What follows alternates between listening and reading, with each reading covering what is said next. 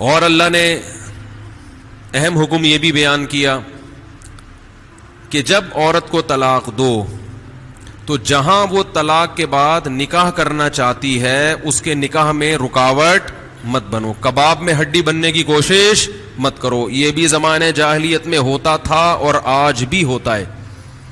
فلا تعضلوهن ان ينكحن ازواجهن، اگر تم نے چھوڑ دیا ہے اس کو. عرب اس کو غیرت کا مسئلہ بنا لیا کرتے تھے کہ ہم نے چھوڑا ہے تو اب ہم کہیں اور اس کی شادی نہیں کرنے دیں گے. ہمارا معاذ اللہ یوں کہتے تھے تھوکا ہوا مال، جیسے آج بھی لوگ کہتے ہیں ہم نہیں کہیں اس کو نکاح کرنے دیں گے. اس سے بھی قرآن نے کیا کیا؟ منع کیا. اور اس سے بھی منع کیا کہ اپنی مرضی سے زبردستی اس کا نکاح بھی مت کراؤ طلاق یافتہ کا. ینکحن ازواجہن، اپنے سلیکٹڈ شوہر سے نکاح کرنا چاہتی ہے تو تم کباب میں ہڈی بولو نہیں بنو. یعنی اس کو یہ رائٹ ہے کہ وہ جہاں چاہے نکاح کرے. یہ بھی خرابی ہے آج کل بعض علاقوں میں. یہ خرابی ہے کہ بیوہ کو یا طلاق یافتہ کو نکاح تو کرنے دیتے ہیں لیکن بعض علاقوں میں دستور ہے نکاح ہمارے ہی خاندان میں ہوگا، آپ ہمارے خاندان سے باہر نہیں جا سکتی. اس کو بھی قرآن نے کیا کیا؟ بولو ختم. نکاح بھی سے بھی نہیں روک سکتے اور نکاح بھی وہاں ہوگا جہاں آپ نہیں بلکہ یہ چاہے گی. اس میں اللہ نے عمر کی کوئی قید نہیں لگائی. 40 سال کی بیوہ یا طلاق یافتہ ہو، 50 سال کی ہو، 55 سال کی ہو، یہ تمہارا ہیڈ ایک نہیں ہے. تمہیں زیادہ ٹینشن لینے کی ضرورت نہیں ہے. لوگ بڑی ٹینشن لے رہے ہوتے ہیں کہ تمہیں ضرورت کیا ہے، اب 4 بچے ہیں تمہارے، 5 بچے ہیں، اس عمر میں تمہیں شادی کرتے ہوئے شرم نہیں آتی؟ چھوڑو بھائی، کیا ضرورت ہے. تو اللہ فرماتے ہیں کہ تمہیں اس ٹینشن لینے کی ضرورت بولو یہ اس کا ہیڈک ہے، یہ تمہارا ہیڈک نہیں ہے. جیسے کوئی 4 شادیاں کر رہا ہے تو اس کا ہیڈک ہے نا، آپ کا ہیڈک تھوڑی ہے. یہ آپ پتہ نہیں کیوں پریشان ہیں مفتی صاحب کو کیا ہو گیا. وہی ان کا ہیڈک ہے، آپ کا ہیڈک نہیں ہے. یہ میں اپنی بھی درمیان میں لگا دیتا ہوں نا. تو ہر ایک کے ہیڈک ہم نے پالے ہوئے ہیں. وہ یہ کیوں کر رہا ہے، وہ یہ کیوں کر رہا ہے، وہ کم عمر سے شادی کیوں کر رہا ہے، وہ بڑی عمر سے شادی کیوں کر رہی ہے. یہ ہوتے ہیں نا لوگوں کے مسائل. اس نے یہ کیوں کر لیا. ایک خاتون نے مجھے بتایا کہ وہ ایک دفعہ بیوہ ہوئی، اللہ کی قدرت دوبارہ شادی، دوبارہ بیوہ ہو گئی. تیسری دفعہ جب ان کی شادی ہو رہی تھی لوگ مذاق اڑا رہے تھے، بس کرو یار 2 دفعہ بیوہ ہو گئی، اب آرام سے بیٹھو. اب وہ بیوہ تو کوئی بھی ہو سکتا ہے، جوانی میں بھی عورتیں بیوہ ہو جاتی ہیں. تو اب دیکھو لوگوں کو تکلیف ہو رہی ہے، بھائی یہ اس کا ہیڈک ہے. اچھا لوگ اس سے شادی کرتے ہوئے ڈر رہے تھے ان سے کہ میں بھی پھر میں نہ مر جاؤں. تو اس کا اس سے کوئی تعلق نہیں ہے. ہو سکتا ہے 2 دفعہ بیوہ ہونا تقدیر میں لکھا ہو، 3 دفعہ نہ ہو. یہاں مجھے وہ چٹکلا یاد آتا ہے، وہ ایک آدمی نے، ابے چھوڑو چٹکلوں کو، ابھی قرآن کو فوکس کرتے ہیں. آخر میں چٹکلے ہونا یہ صحیح ہوتا ہے، درمیان میں ہی آ جائیں تو پھر سارا موضوع چینج ہو جاتا ہے. اتنے اچھے احکام بیان ہو رہے ہیں قرآن کے، آگے اس کو آپ نے لوگوں کو بتانا بھی ہے. تو اللہ نے حکم دیا کہ طلاق کے بعد ایک دھیلا واپس نہیں لینا. خلا کی صورت میں لے سکتے ہو مگر خلا بھی شوہر کی رضا سے ہوتا ہے، یک طرفہ نہیں ہوتا، یاد رکھیں. دوسرا کام تم نے کیا کرنا ہے، اس کو کہیں اور نکاح سے روکنا نہیں ہے. تیسرا کام یہ کرنا ہے نکاح بھی وہاں کرنا ہے جہاں وہ چاہتی ہے. تمہاری مرضی نہیں مسلط ہوگی، اس کی مرضی چلے گی. اور اگر پرانے شوہر سے نکاح کرنا چاہے اور 2 طلاقیں ہوئی ہوں تو وہاں بھی کر سکتی ہے، کیونکہ آیت کا ایک شان نزول بھی ہے. ایک صحابی نے اپنی بہن کا نکاح کسی صحابی سے کرایا، تھوڑے دنوں میں طلاق ہو گئی. طلاق ایک تھی، عدت ختم ہوئی، نکاح ختم. اب تھوڑے دنوں کے بعد دوبارہ ان دونوں کا دل چاہنے لگا کہ ہم آپس میں کمپرومائز کر لیں.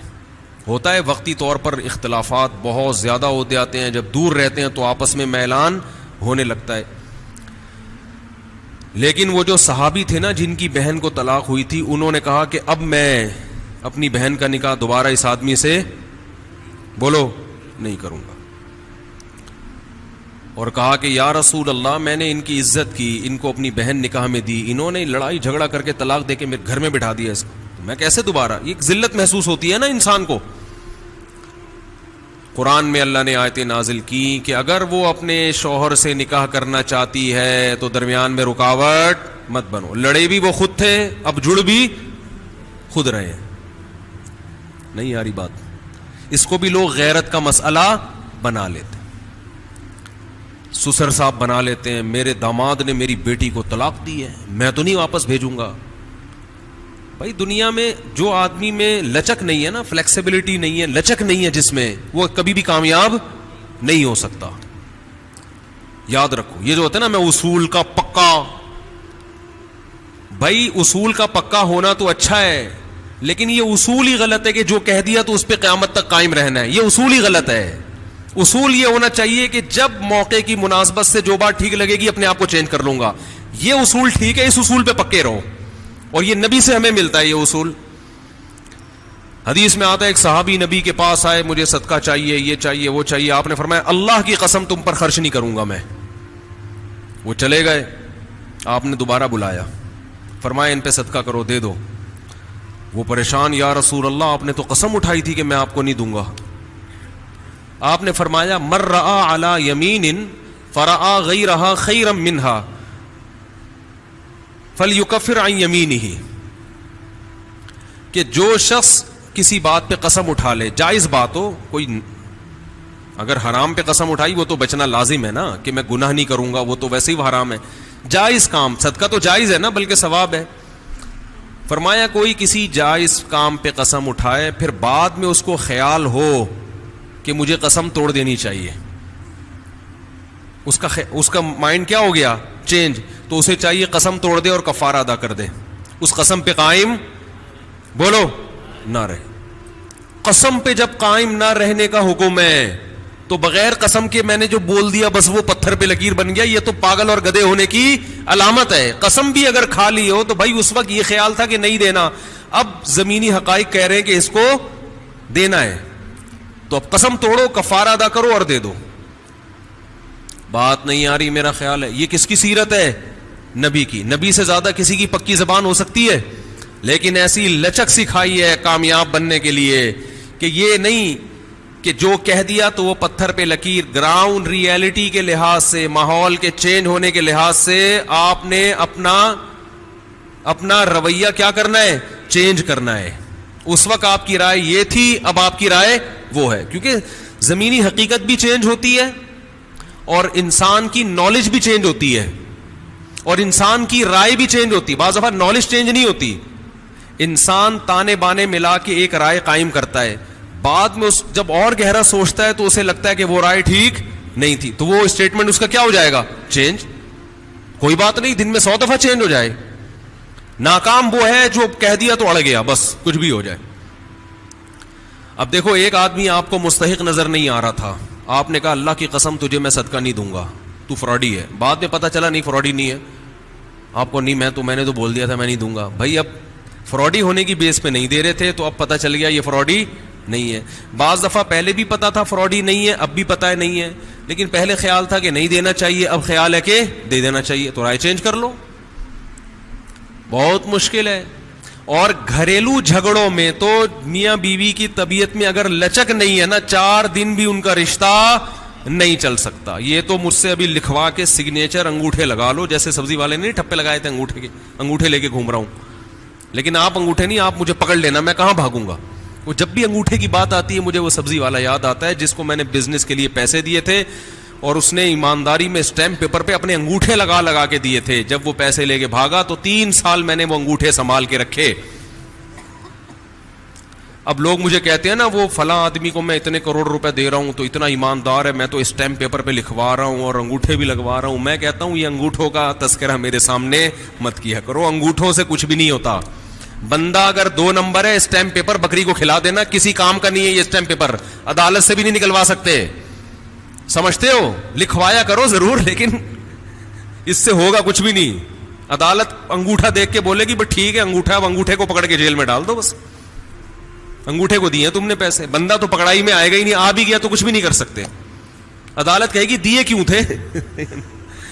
تو پیسہ دینے سے پہلے 100 دفعہ سوچا کریں. خیر, تو کیا بات چل رہی تھی, ابے انگوٹھے کی بات کہاں سے آئی. ہاں لچک پیدا کرنا چاہیے. میاں بیوی کا رشتہ تو ایسا ہے کہ اگر آپ کا ہے نا کہ جو میں نے کہہ دیا بس وہ کیا ہے, آرڈر از آرڈر, تو بھائی اس کا مطلب آپ میدان جنگ میں کھڑے ہوئے ہیں, دشمن کی فوجیں آپ کے سامنے, اور آپ ایک فوج کی کمانڈ کر رہے ہیں کہ گولی چلانے کا آرڈر دیا تو کیا کرنا ہے, یہ گھر ہے, یہ میدان جنگ بولو نہیں ہے. یہاں آپ کا اسٹائل یہ ہونا چاہیے, آپ نے بیوی کو آرڈر دیا, گراؤنڈ ریئلٹی یہ کہہ رہی ہے کہ بھائی میرا روب اس پر بیٹھا ہوا ہے اور وہ پکوڑے بنا بنا کے خود ہی کھا رہی ہے, آپ کو ایک لقمہ بھی نہیں کھانے دے رہی. آپ غصے میں آئے, آپ نے کہا بیگم مزید پکوڑا اگر کھایا نا تو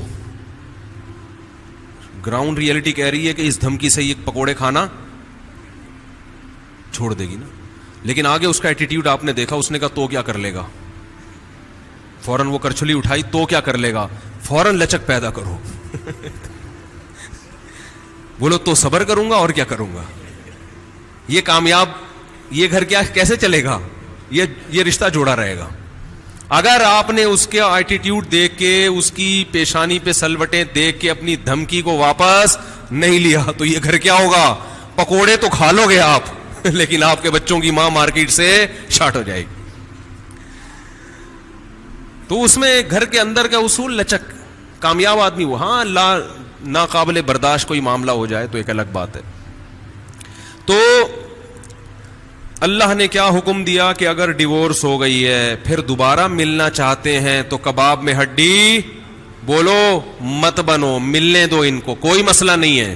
ہاں یہ قرآن نے کہا ہے کہ اس شرط میں ملیں کہ ان کا اپنے بارے میں یہ خیال ہو کہ دوبارہ وہ جھگڑے نہیں کریں گے. ایسا نہ ہو ملتے پھر وہی ٹینشنیں شروع کر دیں, اب دوبارہ اپنی اصلاح کر کے آئیں کہ بھئی اب ان ماضی کے قصوں کو چھیڑنا نہیں ہے. لیکن یہ ایک یا دو طلاقوں کے بعد ہے, 3 طلاق کے بعد نہیں مل سکتے جب تک کہ کہیں اور نکاح نہ ہو جائے اس کا.